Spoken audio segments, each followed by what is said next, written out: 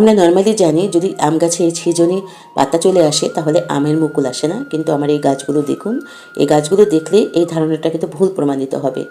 এই গাছগুলোতে প্রথমে কিন্তু পাতা এসেছে, পাতার মাঝখানে মাঝখানে মুকুল এসেছে। আবার এই একই গাছে দেখুন এইখানে কিন্তু শুধু মুকুলই এসেছে, কোনো পাতা গজায়নি।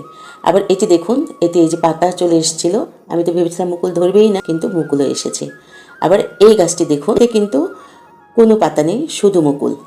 এরকম আরও অনেক গাছ আছে যেগুলোতে শুধু মুকুল চলে এসছে। এই যে এটিও শুধু মুকুল চলে এসছে, পাতা গজায়নি। আবার এটি দেখুন, প্রথমে পাতা গজিয়ে ডাঁটাটা লম্বা হয়ে মাঝখানে মাঝখানে আস্তে আস্তে মুকুল আসছে।